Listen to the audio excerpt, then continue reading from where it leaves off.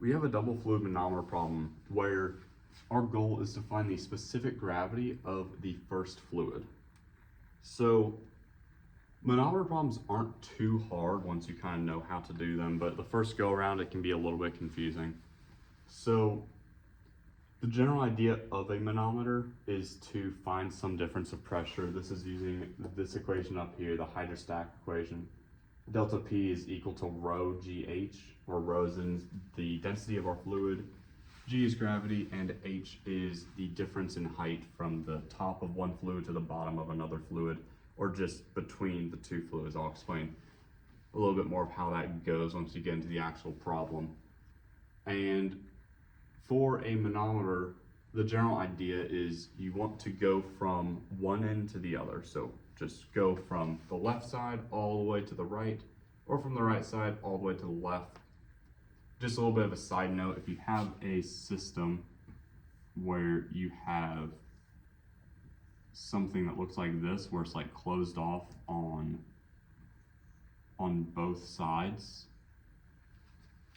and you're asked to find the difference of pressure of this system, let's say there's fluid here, and you just have to find the complete difference of pressure. All you would do is just go from left to right or right to left using the exact same procedure I'm about to show you.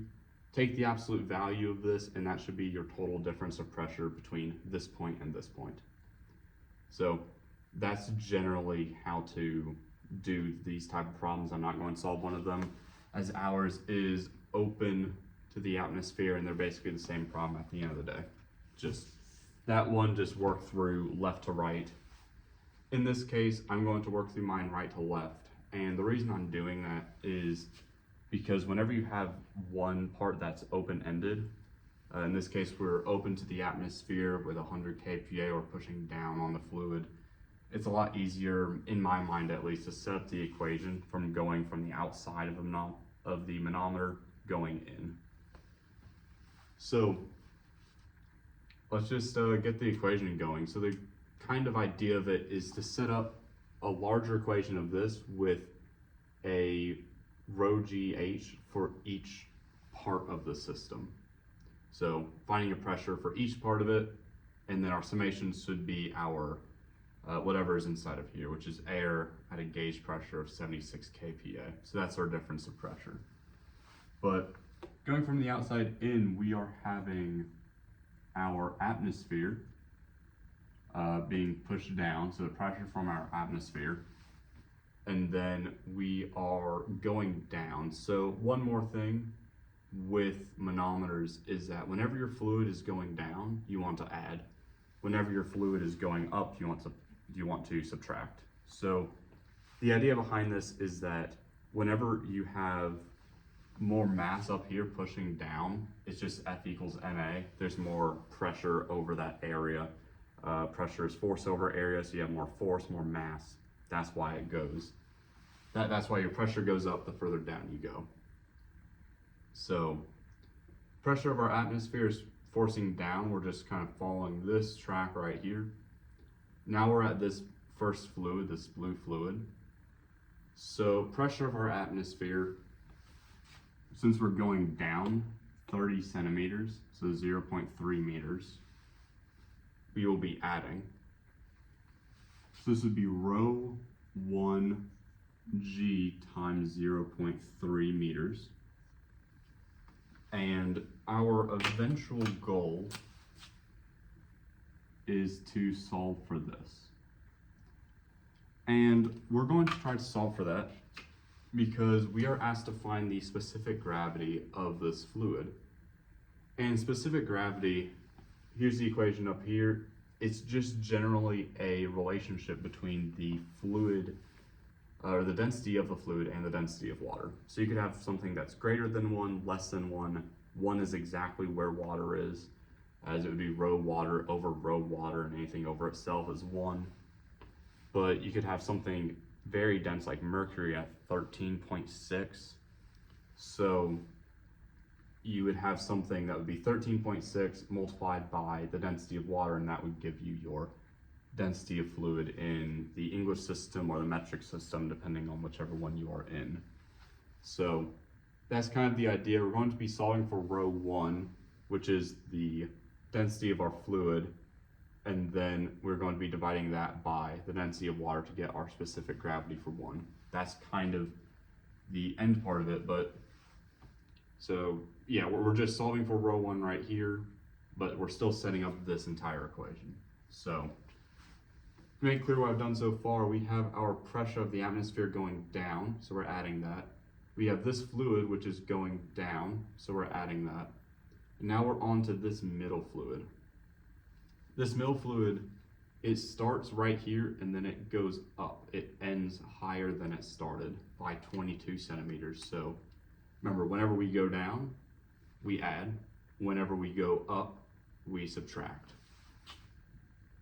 So this would be rho 2 G 0.22 meters. And now we're at this end part where we don't know, how tall this is. We're not giving any dimensions for this end, but we are given our pressure gauge. And that kind of indicates that is our delta P. So this would be 70, let me just write this as P gauge first. So again, in manometers, your delta P is normally what you're looking for in these kind of problems, and that is this.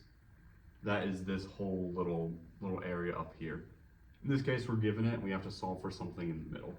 But that is why our delta P would be our P gauge. That's just a difference of pressure. So in this case, again, we're solving for rho 1, and we're going to be plugging it in to solve for specific gravity. So I guess we can just isolate rho 1 real quick and do a little bit of algebra. So I'm going to subtract the atmosphere pressure from both sides of the equation. So P gauge minus P atmosphere.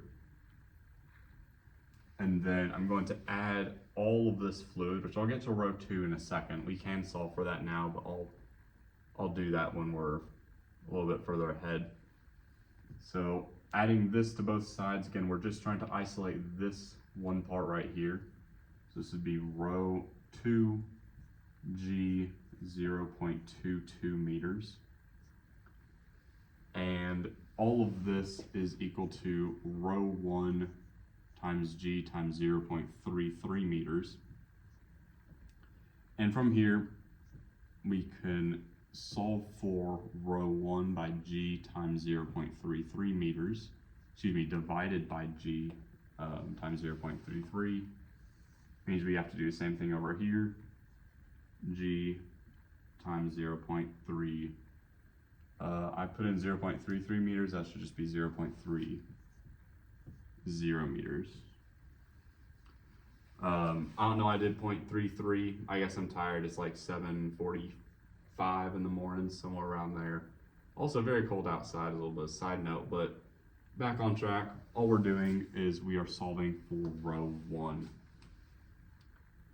So rho 1 is now isolated. This is our equation to solve for the density of this first fluid.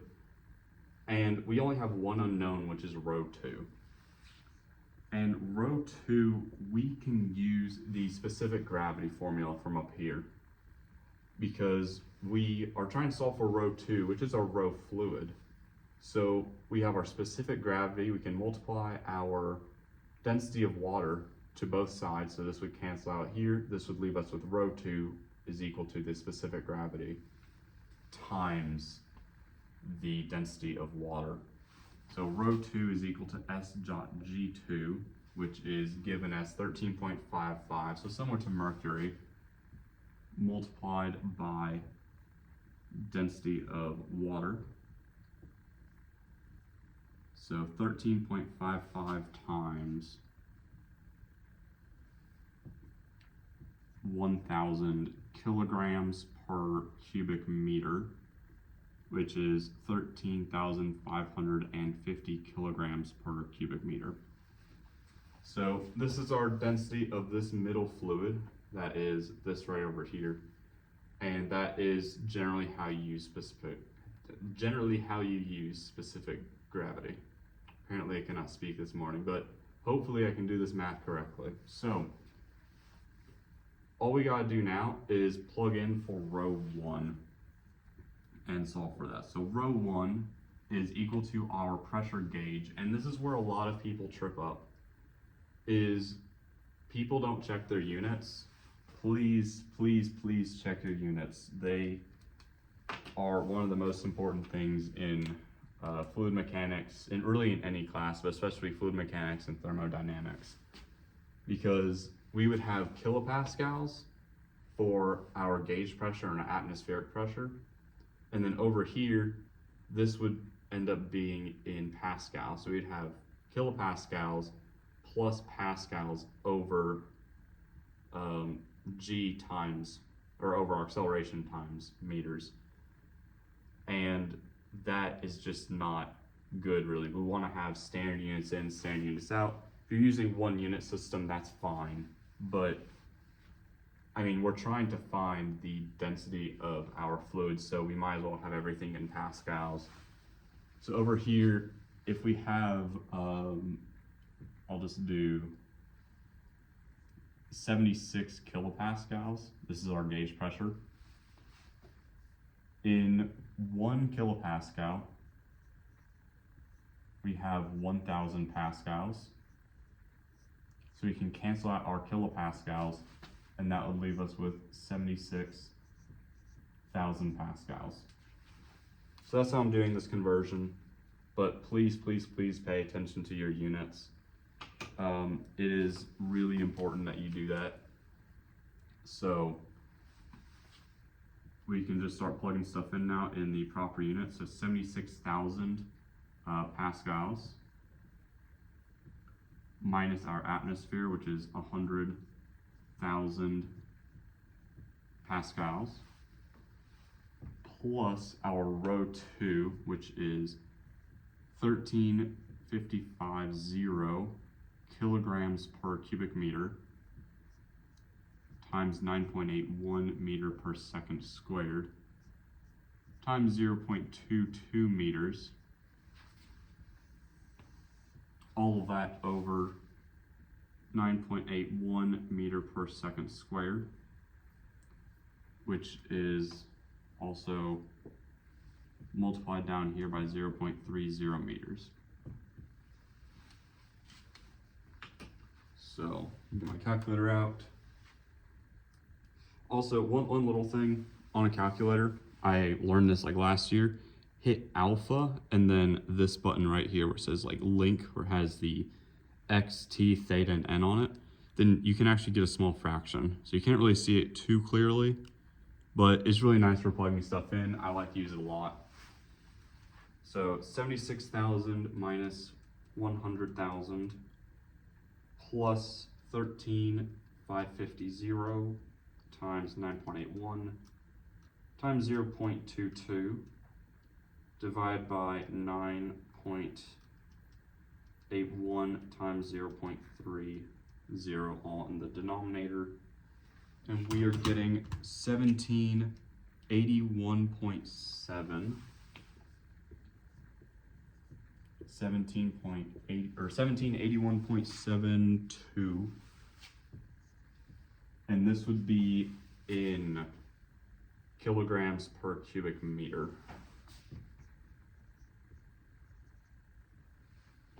So this is the density of this first fluid in standard units, kilograms per cubic meter. So we're almost done with the problem. All we have to do now is find this specific gravity. So as you recall, specific gravity is equal to the density of our fluid, so 1781.72 kilograms per cubic meters. And we divide that by the density of water, 1,000 kilograms per cubic meter.